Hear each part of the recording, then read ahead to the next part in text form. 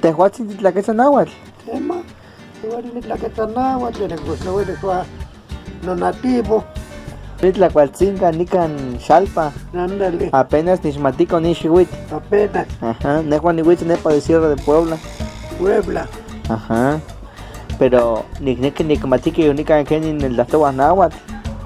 te Juan cuando menos cana te las todas náhuatl, cana ya mezclado, revuelto con español, porque cana ya te esto es que anterior de plano, pues acá que más punto raza o alewa a tu Chiapas, ne, Morelos, o para que esto es que esta historia, para peba ni que poa, ni que se la mantitoca anterior náhuatl, te Juan que se te pegaron ahí, hijo.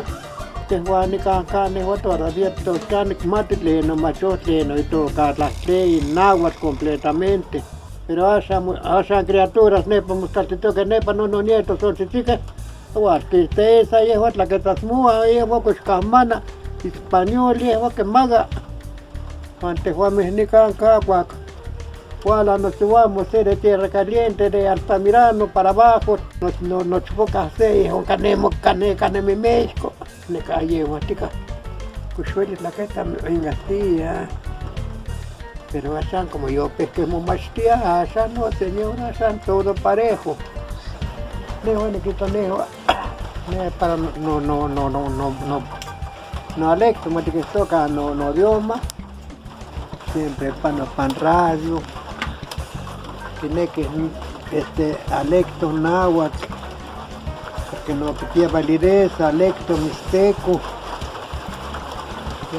que canos de armas nepa, no chico. Personas que amatehuate, tatehuate que hemos puesto de magisterio, te vueltas desne, señor nehuateno, de no alecto de espía, o de no idioma que le decía, es bueno que te decne que ni sea español, ni sea náhuatl. Tehuatzin de Guacamatic. ¿Cacho está ya? Ah, pues. ¿Qué es esa historia? Vale, pues Guacamatic.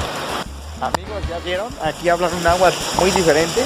Estoy en pleno aguacero, ya me voy. Me gustó entrevistar al señor, hubiera entrevistado un poquito más, pero pues ya está lloviendo y pues ya me voy. Cuídense mucho, suscríbanse al canal. Bye. Miren cómo me mojo. ¡Ah, sí! Chalpacagua.